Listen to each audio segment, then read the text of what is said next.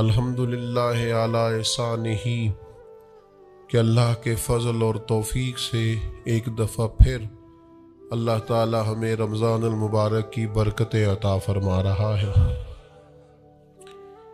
अल्लाह ताला ने कुरान मजीद में इरशाद फरमाया है कि या अय्युहल्लज़ीना आमनू कुतिबा अलैकुमुस्सियामु कमा कुतिबा अलल्लज़ीना मिन क़ब्लिकुम। ऐ ईमान वालो, तुम पर रोज़े फ़र्ज़ किए गए हैं जिस तरह के तुमसे पहले लोगों पर फ़र्ज़ किए गए थे, लअल्लकुम तत्तकून, ताकि तुम परहेज़गार हो जाओ। रोज़े की बरकत से तुम्हें तक़वा नसीब हो। सौम का लुग़वी माना रुकने के होते हैं, यानी सुबह से लेकर मगरिब तक खाने पीने से, अमले ज़ौजियत से रुक जाने का नाम रोज़ा है। खाना पीना वैसे भी अल्लाह के हुक्म से ही चाहिए।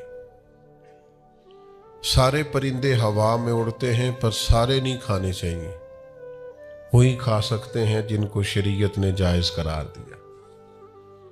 बहुत सारे जानवर ज़मीन में चलते फिरते हैं पर सारे खाना मुसलमान के लिए हलाल नहीं है। वही खा सकता है जो खाने की अल्लाह रसूल ने उसे इजाज़त अता की। माल, पैसा, दौलत इर्द गिर्द बिखरा हुआ है, लेकिन सारा हमारा नहीं। हम वही खा सकते हैं जो हमारे रब ने हमारे लिए जायज़ रखा है और जो हमारा हक है। खाना पीना पहले भी मुसलमान का अल्लाह की मर्जी से ही है। हर चीज़ हर शय खा सकता नहीं है। बस रमज़ान में एक पाबंदी और लगा दी कि जो जायज़ भी है, जो हलाल भी है, जो तय्यब भी है, बस तुम्हारे रब की मर्जी है कि तुमने सुबह से लेकर मगरिब तक वो भी नहीं खाना। बस पहले भी पाबंद है अल्लाह के हुक्म के, और रमज़ान में एक पाबंदी और करनी है और रोज़ा रखना है। और उस रोज़ा कितनी को महबूब चीज़ है, अल्लाह को कितनी को पसंद है। निसाई में हदीस है, एक सहाबी नबी करीम अलैहिस्सलाम के हुजूर हाजिर हुए और अर्ज़ की, या रसूल अल्लाह सल्लल्लाहु ताला अलैहि वसल्लम, मुझे कोई ऐसा अमल बताएं जो मुझे नफ़ा दे। मुतलक आमाल में से जितने भी आमाल मौजूद हैं अल्लाह की रिज़ा के लिए करने वाले, उनमें से उसने कोई किसी अमल का उन्होंने सवाल किया। अर्ज़ गुजार हुए, या रसूल अल्लाह सल्लल्लाहु ताला अलैहि वसल्लम, कोई अमल बताएं जो मुझे नफ़ा दे। तो अल्लाह के हबीब अलैहिस्सलाम ने फरमाया, रोज़ा रख, इसकी मिसल दूसरा कोई अमल नहीं है। रोज़ा इतना बड़ा अमल है, इंसान को नफ़ा देने वाला, मुसलमान को फ़ायदा पहुंचाने वाला, कि इस जैसा दूसरा कोई अमल ये हदीस में हुजूर अलैहिस्सलाम ने बयान की। अब रोज़ा इतनी बड़ी सआदत है और करना क्या है? अल्लाह के हुक्म से खाना पीना है। जिस वक़्त उसने खाने से रोक दिया उस वक़्त रुक जाना है, जिस वक़्त इजाज़त दी है उस वक़्त खा लेना है। लेकिन नफ़ा इतना होगा कि हुजूर फरमाते हैं इस जैसा दूसरा अमल ही कोई नहीं। इतना फ़ायदामंद काम है। रोज़े बड़ी गनीमत है। रमज़ान अल मुबारक का महीना बड़ी सआदत है।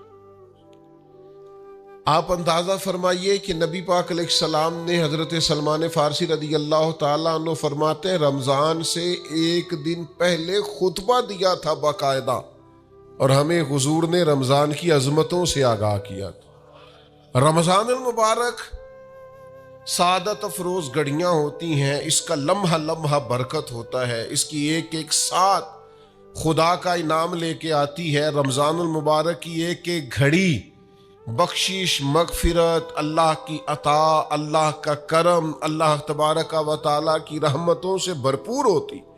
ऐसे जैसे चारों जानिब खुदा की रहमत का मी बरस रहा होता है। बस जिनकी झोलियां फैली हुई होंगी اور جن کے دامن کھلے ہوئے ہوں گے وہ اپنے دامن رحمت الہی سے بھرپور کر لیں گے۔ لیکن سادی سی بات ہے بھائی، جو آدمی سویا رہے، غافل رہے، اٹھ کے اپنے کمرے کا دروازہ ہی نہ کھولے تو سورج جتنا مرضی چمک رہا ہو اسے کوئی فائدہ حاصل ہوتا نہیں، اسے کوئی روشنی نصیب ہوتی نہیں، کیونکہ وہ تو اٹھا ہی نہیں، جاگا ہی نہیں، بیدار ہی نہیں ہوا۔ صبح کی آب و ہوا بڑی ٹھنڈی ہوتی ہے، بڑی صحت افزا ہوتی، لیکن اگر کوئی لوگ غافل ہی رہے اس میں اور صبح اٹھے ہی نہ، سیر کرے ہی نہ، فجر کو نکلے ہی نہ، اس کی غفلت اس پر طاری رہے، تو جتنا مرضی صبح کا سویرا ہو، جتنی مرضی راحتیں اور رحمتیں ہوں، اسے اس سے نفع حاصل ہوتا وہ تو اسی کو ہوگا جو اٹھے گا، آنکھ کھولے گا۔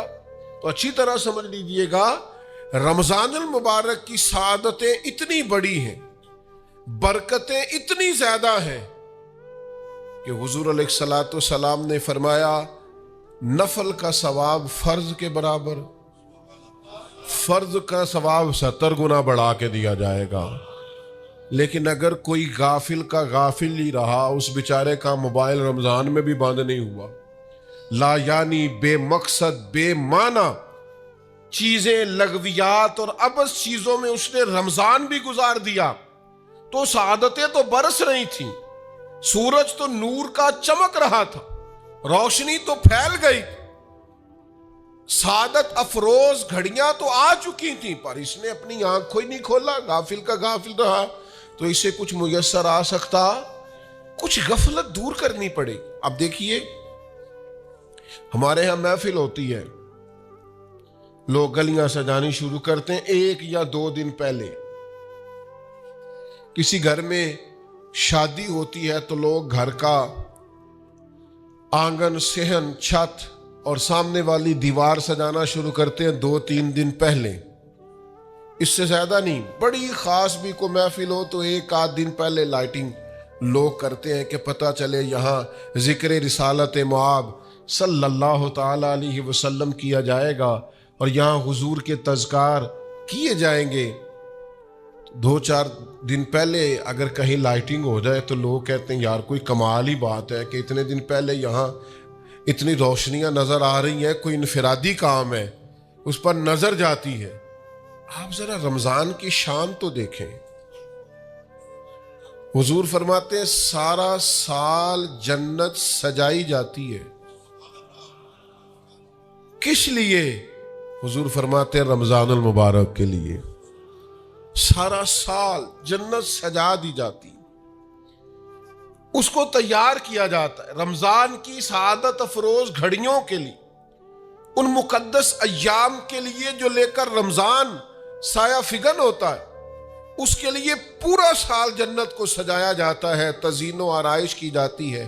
اور رمضان آتا ہے تو کریم کے کریمانہ فیصلے ہونے شروع ہو جاتے ہیں، کریمانہ فیصلے۔ ایک کریمانہ فیصلہ ہوتا ہے کہ دوزخ کے دروازے بند کر دو اور جنت کے سارے ہی دروازے کھول دو۔